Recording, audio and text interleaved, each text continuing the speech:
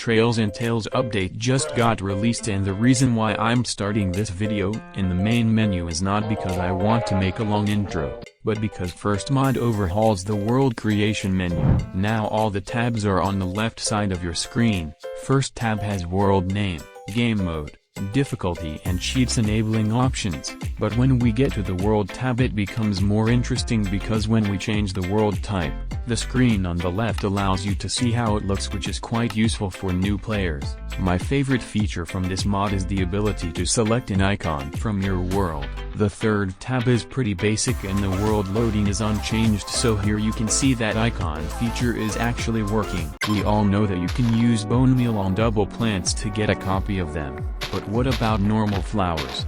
This mod makes it so you can grow them by using your bone meal too, and it's even working with sniffer plants. You can't plant a whole forest of flowers by clicking on the same flower, so it's not game breaking. Small but nice mod. Here's an end rod, one of the best light sources that you can get from the end cities, but you can't change its color so it won't fit in every type of buildings.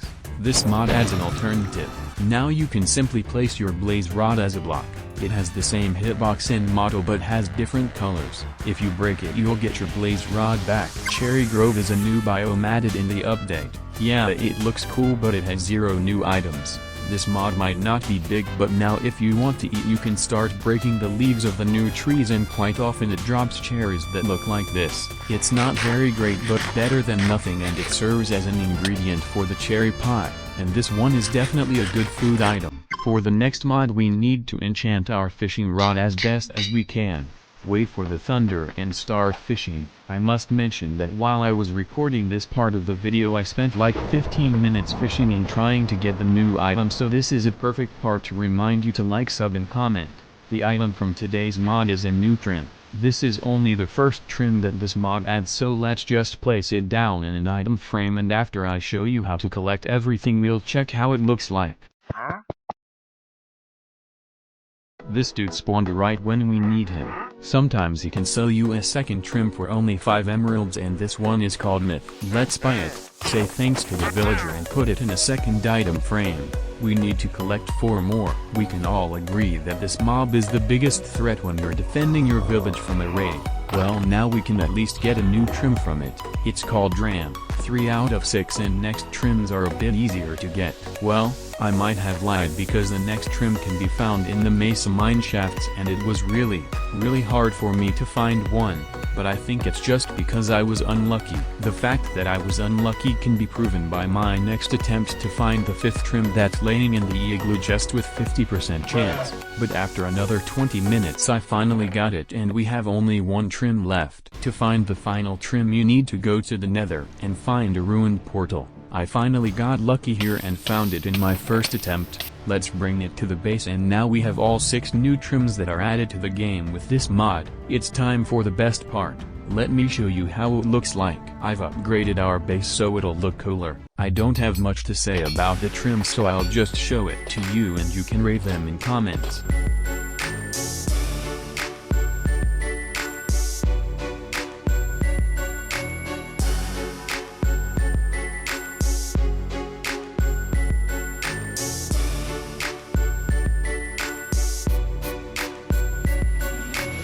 We're done with this mod, but not with trims. Don't you feel like something is missing?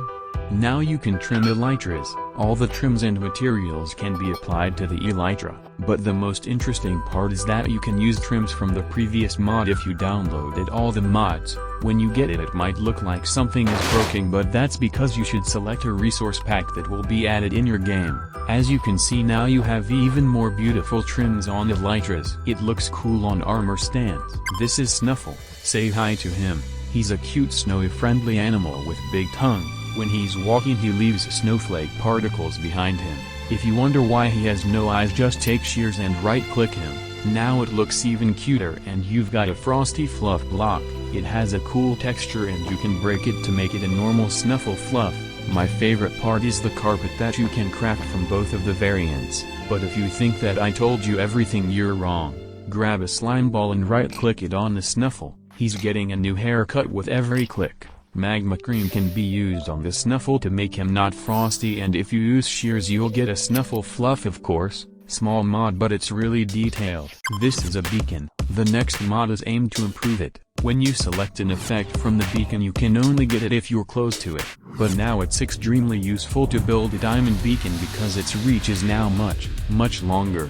What about the netherite beacon? As you would have guessed, it needs to make the beacon very powerful because it'll take weeks for a player to get all of the netherite. Now second level of the effect is not maximum.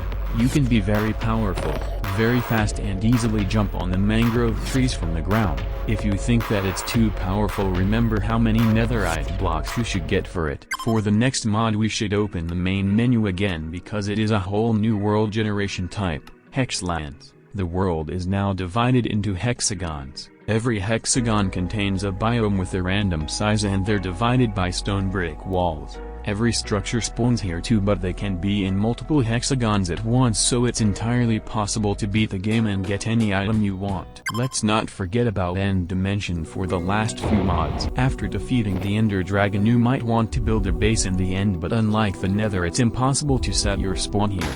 Well, with this mod you can just craft an end anchor and use it by charging with ender pearls. In other dimensions it will blow up and even spawn endermite. Might be useful for someone. The city at the end of the game is boring for some people, so if you don't want to wait for the end update, just download this mod and be happy. Spawners, shulker boxes, more chests and dangerous rooms that are very hard to survive, but the amount of loot that you can grab is bigger too. Just look how many chests and mobs are in this room, and even a ship overhaul with 4 chests and tons of decorations. I think I want to live here. Everything here is better. Phantoms are a part of the dungeon, which is a feature I wanted for a long time. Like, subscribe and comment if you liked the video. Bye.